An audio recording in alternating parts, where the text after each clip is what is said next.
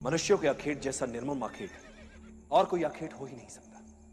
और जिन्होंने सशस्त्र मानवों का कई बार आखेट किया हो, उनकी फिर सभी मानवीय अनुभूतियां और सभी मानवीय संवेदनाएं मर चुकी होती हैं। कोई भी व्यक्ति असाधारण नहीं होता, किंतु जब साधारण व्यक्ति असाधारण परिस्थितियों में फंस जाता है तो उन्हें सुलझाते समय वो साधारण व्यक्ति भी असाधारण दिखने लगता है। एक बात सदैव याद रखना बच्चों, सबसे बड़ा शस्त्र मनुष्य की बुद्धि और उसका विवेक होता है।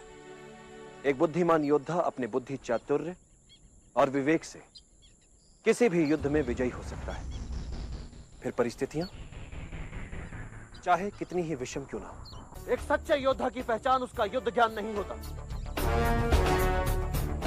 सच्चे योद्धा की पहचान होती है उसकी कल्पनाशीलता।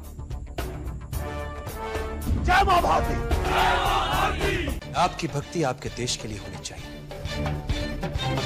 राजा के लिए नहीं। अपने देश हित के लिए किसी का रक्त भी बहाना पड़े तो बहा दो, फिर वो रक्त चाहे किसी का भी क्यों ना हो। अध्यापक यदि बुद्धिमान है तो वो अपने शिष्य को अपने ज्ञान और अपनी समझ की छांव में बुलाकर उसे छोटा नहीं बनाता,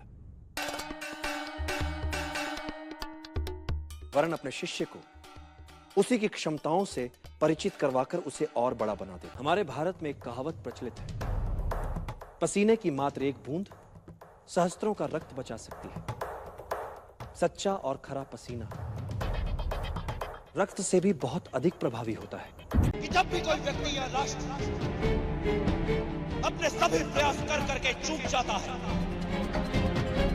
तब उसके पास बुद्धिमानी की राह के अतिरिक्त कोई राह नहीं बचती। आज जहां हम खड़े हैं, यहां तक पहुंचने के लिए हमने अपना बहुत पसीना बहाया, रक्त बहाया, किंतु यह तो मात्र आरंभ। यह क्षण उस प्रयास का शुभारंभ है जिस क्षण हम अपनी मातृभूमि को वचन देते हैं कि जैसे वातावरण में हमने जन्म लिया, उससे कहीं उत्तम वातावरण हम छोड़कर जाएंगे। हाँ, ये सच है कि हमने अपनी आंखें दास्तां में खोली, किंतु आंखें बंद होते होते हम यहां मुक्ति का संसार रचकर जाएंगे। कर्म तो भाग्य रूपी फल के लिए बीज मात्र होता है। हमने कर्म किया, बीज बोया,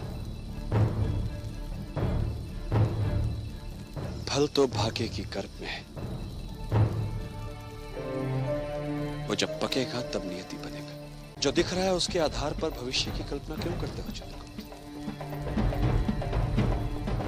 हम सभी ने अपनी अपनी भूमिका निभाई है, सही दिशा में सही अपेक्षा से कर्म किए हैं। अब शांति से बैठकर नियति के फल की प्रतीक्षा करो। कर्म के अनुरूप ही फल मिलेगा।